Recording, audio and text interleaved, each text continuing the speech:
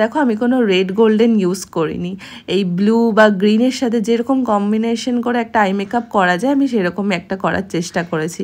এটা অনেকটা হাফ কাট ক্রিজ তোমরা বলতে পারো, একটা সিলভার আইশ্যাডো আর হচ্ছে একটু পিঙ্কের কম্বিনেশনে। এখনও অবধি আমার আই মেকআপটা পুরোপুরি কমপ্লিট হয়নি, এটা জাস্ট হাফ। এরপর আমি ফেস মেকআপটা করে নিয়েছিলাম, তারপরে দেখো আমি কলকাটা করছি। আর তোমরা আমাকে জিজ্ঞাসা করো যে আমি কি ব্রাশ ইউজ করি। আমি এই ব্রাশটা সোনাইয়ের 000 ব্রাশ, এটা দিয়ে আমি সবসময় কলকা করি। আর কলকাটা আমি এবারে কোনো লাল ইউজ করিনি, যেহেতু ও লালের কিছু পরছে না, মানে লাল শাড়ি বা লাল ব্লাউজ বা লাল ওড়নাটুকুও পরছে না, সেজন্য আমি একটা টিপ হিসেবে শুধু লাল টিপ দিয়েছি আর বাকি কলকাটা হোয়াইট আর ইয়েলোর মধ্যে করেছি। এবার দেখো আমার ফেস মেকআপটাও হয়ে যাচ্ছে।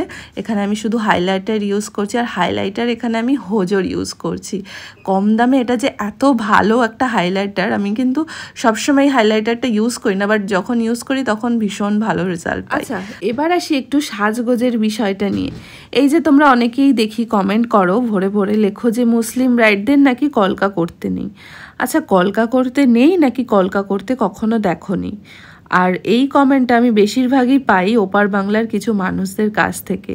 আমি যতদূর শুনেছি বা দেখেছি 90 দশকের আগে তখনকার দিনের মহিলাদের কপালে কিন্তু কলকা বা চন্দন দুটোই পরানো হতো।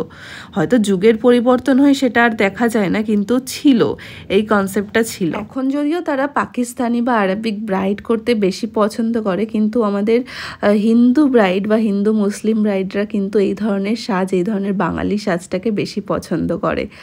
আর দেখো আমার এই ব্রাইডাল মেকআপটা আমি ওকে অনেকটা কমপ্লিট করে ফেলেছি। এবার আমার পছন্দের কাজটা সেটা হচ্ছে জুয়েলারি পরানো, সেটা আমি করে দিচ্ছি।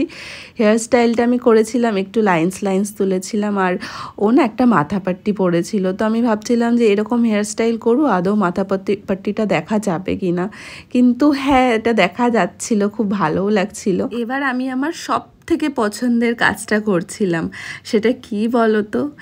ইয়েস, জুয়েলারি পরানো, যেটা আমার সব থেকে বেশি ভালো লাগে। আর এখানে আমি ওকে একটা একটা করে জুয়েলারি পরাচ্ছিলাম, আর ঠিক যখনই ওকে জুয়েলারিগুলো পরাচ্ছিলাম যেন ওর সৌন্দর্যটা আরও দ্বিগুণ হয়ে যাচ্ছিল।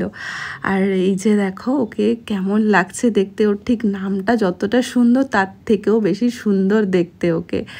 তো ফাইনাল মেকআপটা ঠিক এমনটাই ছিল। কেমন লাগছে ওকে দেখতে বলো তো? ভীষণ ভীষণ ভীষণ সুন্দর লাগছিল ওকে সামনে থেকে দেখতে।